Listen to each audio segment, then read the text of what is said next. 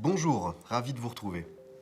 Dans cette nouvelle partie, il s'agit ici de prendre un moment pour vous réapproprier qui vous êtes et quels sont vos talents. Un peu plus loin, nous vous proposerons un outil pour mieux comprendre vos traits de personnalité et les stratégies que vous mettez en place dans la réalisation de vos succès. Avant d'aborder tout cela, nous vous proposerons dans cette vidéo de découvrir et pratiquer un outil permettant de se réapproprier qui vous êtes et donner du sens à votre parcours. L'arbre de vie. J'ai rencontré cet outil lors d'une formation animée par Dina Scherer, qui m'en a fait comprendre et vivre toute la puissance. L'arbre de vie est un outil issu des pratiques narratives. Un des grands points forts de l'approche narrative est de guider l'individu dans la reconnexion de ses ressources cachées. Nous vous proposerons donc d'appliquer cette approche en vous racontant à vous-même une histoire dans la réalisation de votre arbre de vie. Revenons 2 minutes aux sources. L'arbre de vie avec les idées narratives a été développé par Caselo Koubé-Lilo de l'ONG Repsi et David Demboro, initialement à destination d'orphelins qui ne savaient pas d'où ils venaient.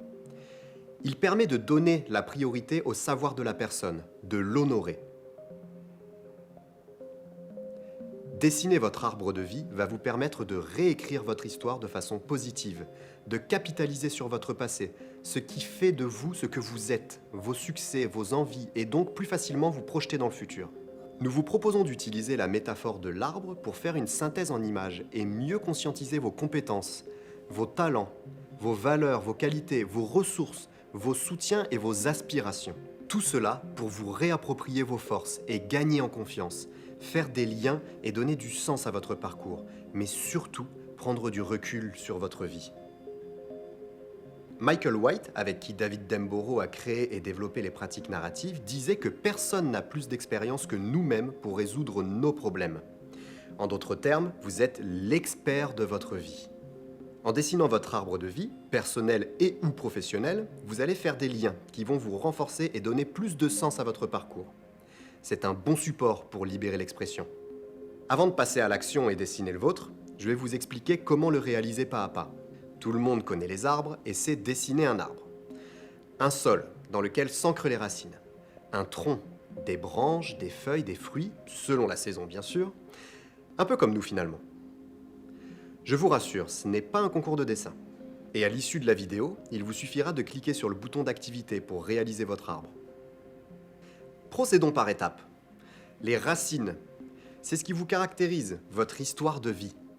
C'est une partie de l'arbre qui parlera plutôt du passé. Quelle est votre histoire? D'où venez-vous? Qu'est-ce qui vous a amené à vous trouver là où vous êtes? Quels ont été les moments importants pour vous? Nommer ces racines permet de redonner du sens et de la cohérence. Tous les mots ont leur importance. Laissez-les venir sans jugement.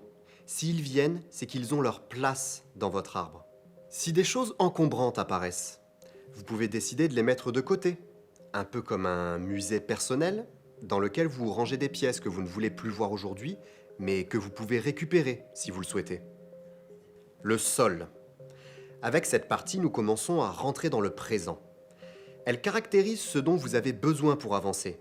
Il s'agit d'identifier vos besoins pour en prendre soin, pour les faire vivre, comme ce sol dont l'arbre a besoin pour grandir et se déployer. De quoi avez-vous besoin pour que votre arbre pousse? De quoi avez-vous besoin pour avancer et être serein dans votre entreprise, dans votre vie? De quoi faut-il que vous preniez soin? De quoi avez-vous besoin pour que votre arbre pousse? De quoi avez-vous besoin pour avancer et être serein dans votre entreprise, dans votre vie? De quoi faut-il que vous preniez soin? Si vous pensez à beaucoup de besoins, je vous invite à les prioriser pour garder l'essentiel. Trop de besoins à remplir sans les prioriser rend la tâche ardue. Le tronc et la sève. Nous sommes toujours dans le présent. Il s'agit ici de vos ressources, vos qualités, vos talents que vous avez développés et appréciés. Qu'est-ce qui fait que cet arbre est solide? Ce qui fait ta force, ce que tu aimes faire, ce que tu sais faire, ce que l'on te reconnaît comme qualité, compétence, ce que disent les autres.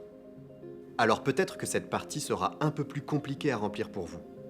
Appuyez-vous sur ces qualités, talents, compétences que les autres connaissent chez vous. Ce qui vous paraît juste normal n'est peut-être pas donné à tout le monde. C'est un bel exercice qui fait du bien. Et oui, bien sûr, vous avez des talents. Et vous verrez par la suite d'autres exercices qui vont vous permettre de révéler au grand jour certaines de ces ressources. Les branches. Après avoir posé d'où vous venez, identifiez ce qui vous nourrit et reconnectez-vous à vos forces. Vous pouvez vous tourner sereinement vers l'avenir. Il s'agit de vos projets, ce que vous souhaitez pour votre vie, du concret à l'utopie, de donner une direction qui vous permette de vous épanouir. Regardez devant, les rêves, les projets, les espoirs que vous nourrissez pour votre vie. Ce serait quoi pour vous une vie réussie? Quelles sont selon vous les personnes qui font un métier cool? Les personnes modèles, les héros? Quel projet vous voyez-vous faire en lien avec tout cela? Les feuilles. Il s'agit des personnes qui peuvent vous aider à consolider vos ressources. Des personnes qui portent la mémoire de vos compétences si vous les avez oubliées. Votre club de soutien.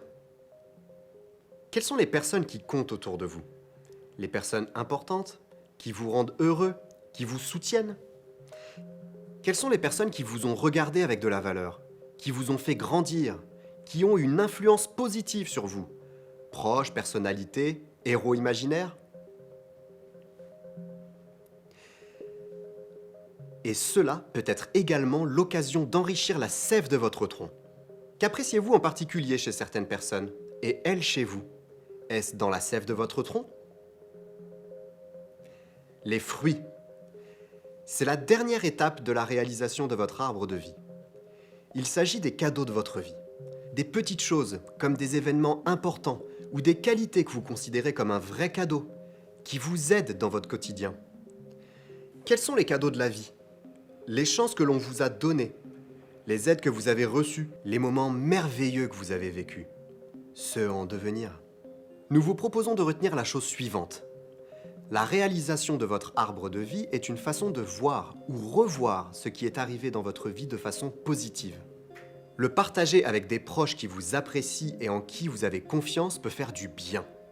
Explorer votre arbre avec un coach professionnel vous permettra probablement d'aller un cran plus loin. Mais cette première étape peut déjà vous apporter beaucoup. Cela va vous permettre très probablement de faire des liens inattendus, surprenants, et peut-être même redonner du sens à votre parcours tout en prenant conscience de tout ce qui vous a permis d'être là où vous êtes aujourd'hui.